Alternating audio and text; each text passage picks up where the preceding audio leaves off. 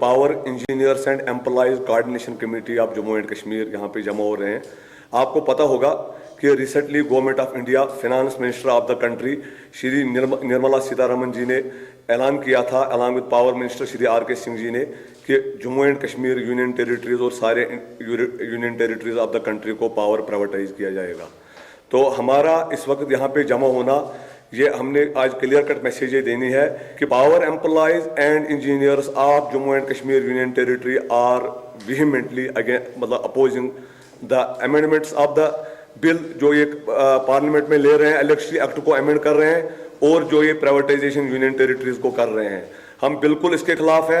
आपको पता होगा कि PDD को अनबंडल किया गया था, खाली 6 महीने पहले कारपोरेशन बनाया गया था और तब हमारे साथ एक अकॉर्ड किया गया था कि हम ऐसा चीज प्राइवेटाइजेशन बिल्कुल नहीं करेंगे। ये ऑन रिकॉर्ड J&K गवर्नमेंट ने हमें मिनट्स में दे के रखा था।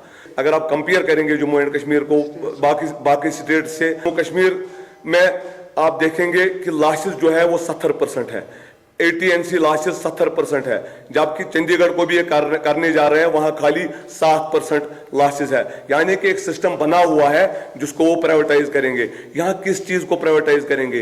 अभी तो यहाँ पे केबलिंग चेंज नहीं हो गई है, अभी तो यहाँ पे ट्रांसफार्मर आउटडेटेड है 20-20 साल के, अभी तो ग्रिड्स आउटडेटेड है। ये सारा कुछ इंफ्रास्ट्रक्चर चेंज करना पड़ेगा। रिसेंटली गवर्नमेंट ऑफ इंडिया ने एक ministry of power Shri RK Singh ji ने एक कमेटी बनाई थी which was headed by the energy secretary of UP Shri Alok Kumar ji, और आलोक कुमार जी IAS ऑफिसर ने ये क्लियर कट लिखा था कि जम्मू कश्मीर को फिलहाल प्राइवेटाइज न किया जाए owing to the condition that there should be an infrastructural development unless and until privatization can be done, तो तभी मतलब किया जाए।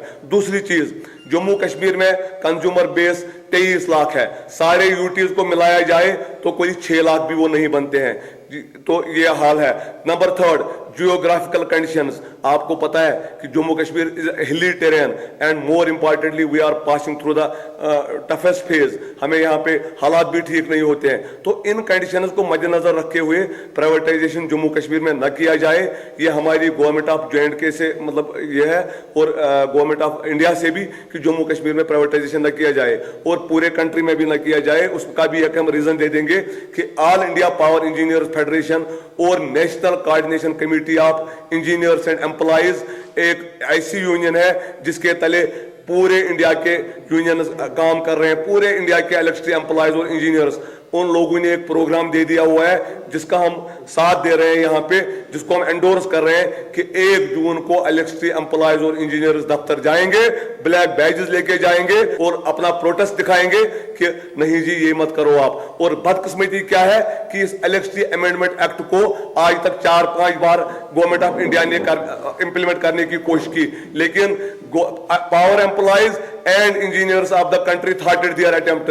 But unfortunately, when the engineers and the employees and the whole public of the India are passing through a toughest phase owing to COVID-19 में जब हमें एक corona warrior के नाम से जाना जाता है, हम क्वारंटीन सेंटर चलाते हैं, हम वो हॉस्पिटल चलाते हैं जिसमें कोविड पेशेंटों को ट्रीट किया जा रहा है।